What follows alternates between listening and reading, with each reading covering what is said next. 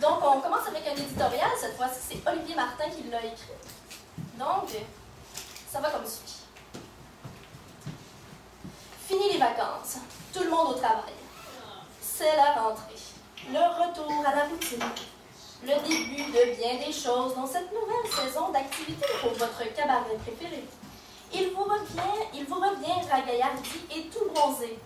Peut-être sauf moi, prêt à faire feu et à vous offrir des soirées endiablées de lecture de chambre, de musique aléatoire et de performances toutes plus troublantes les unes que les autres. Il a tellement plu sur nos têtes au cours de l'été qu'inévitablement devaient germer en nos modestes petits cerveaux des idées pour meubler cette année de création qui, je l'anticipe, s'avérera effervescente. Ainsi, au moment où le soleil s'absente de nos vies, de plus en plus chaque jour, il convient d'adopter un rythme plus casanier. Le temps n'est plus au camping, mais davantage au cocooning.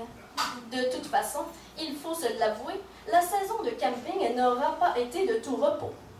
Ce n'est pas que je supporte mal d'avaler des moustiques à chaque respiration, ou que d'ajouter une surabondance d'eau à tous mes repas me pose des problèmes de digestion. Non, non, non, non, non.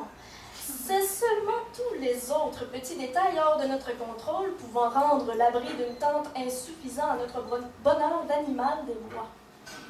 Par exemple, vous trouvez un superbe camping au bord de la mer, familial bien sûr, charmant en tout point, et où on vous offre la possibilité de choisir le site sur lequel vous établirez votre habitation temporaire. Merveilleux, vous vous dites.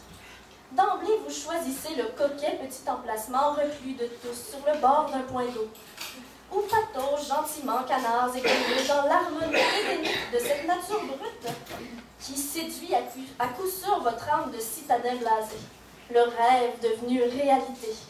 Mais point de rêve vous n'aurez cette nuit lorsque les wawarons se lanceront dans leur vocalise hypnotique et dans cette tranquillité campagnarde forceront vos oreilles à revêtir des bouchons pour atteindre le soleil tant souhaité.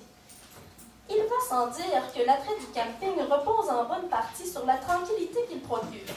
Toutefois, quand les bruits de la nature, peut-être par compassion, conviennent de se taire, ce sont parfois les bruits de vos voisins humains immédiats qui poseront problème. Par exemple, un superbe camping, moderne, immense, familial, bien sûr. Et peut-être même un peu trop. Vous venez tout juste de terminer l'installation de votre tente quand, sur le terrain voisin, v'là-t-il pas que retentit une armée de jeunes enfants hystériques portés sur le mode de communication que nous appellerons le dialogue crié. Une façon comme une autre de se faire entendre par l'ensemble des occupants du camping. Moi qui n'ai jamais lu Harry Potter, j'en connais depuis tous les détails de l'intrigue. Je crois même être en mesure de vous siffloter le thème musical. Pour le bien de tous, s'il vous plaît, n'organisez jamais une fête d'enfants dans un camping.